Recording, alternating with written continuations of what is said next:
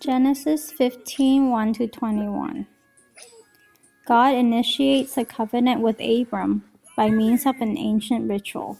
Land and descendants are promised to Abram, and the Egyptian oppression and enslavement of Abram's descendant is foretold.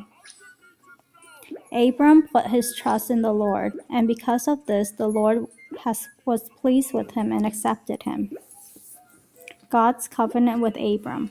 After this, Abram had a vision and heard the Lord say to him, "Do not be afraid, Abram. I will shield you from danger and give you a great reward." But Abram answered, "Sovereign Lord, what good will your reward do me, since I have no children? My only heir is Eliezer of Damascus.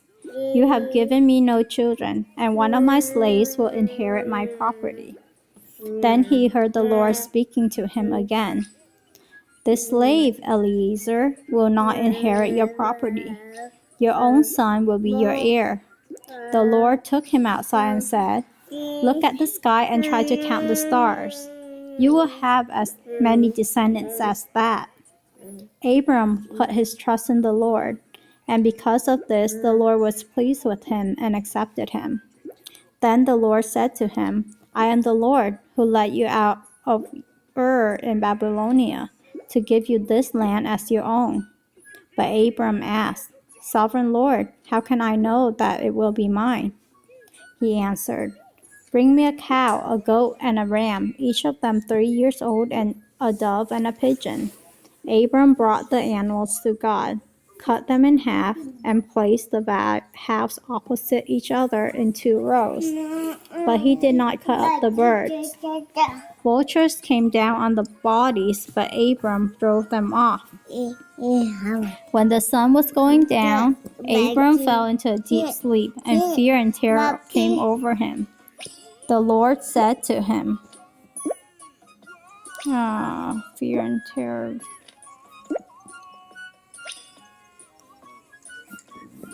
came over him. The Lord said to him, "Your descendants will be strangers in a foreign land. They will be slaves there and will be treated cruelly for 400 years. But I will punish the nation that enslaves them, and when they leave that foreign land, they will take great wealth with them. You yourself will live to a ripe old age, die in peace, and be buried. It will be 4 generations before your descendants come back here, because I will not drive out the Amorites until they become so wicked that they must be punished." When the sun had set and it was dark, a smoking fire pot and a flaming torch suddenly appeared and passed between the pieces of the animals. Then and there, the Lord made a covenant with Abram. He said, "I promise to give your descendants all this land from the border of Egypt to the Euphrates River, including the lands of the Kenites, the Kenizzites, the Canaanites, the Hittites, the Perizzites, the Rephaim, the Amorites, the Canaanites, the Girgashites, and the Jebusites." Today's reading describes an ancient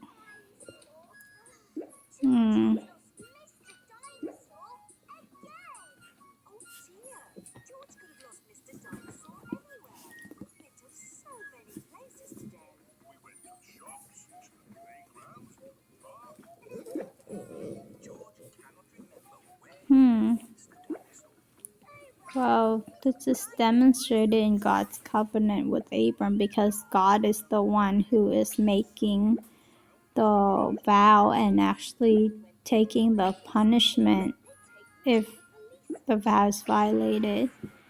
And then he actually granting Abram land and just like bestowing goodness on Abram.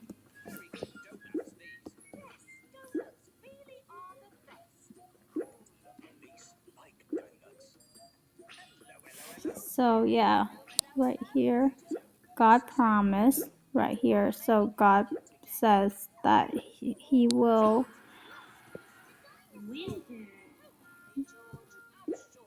God will give Abram a great reward, and that right here, that God will give him a live descendant. So Abram believed in the Lord when the Lord said that he will have a descendant. Then the Lord said to him, promise more, that he will give this land to Abram. And then Abram protested right here. How can it know that it will be mine? So then when Abram protested, God then set up that ritual, like went through with that ritual, and then he actually tell him what is going to happen afterward.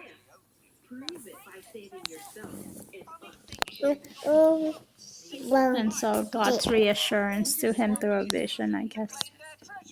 But this man has done nothing wrong.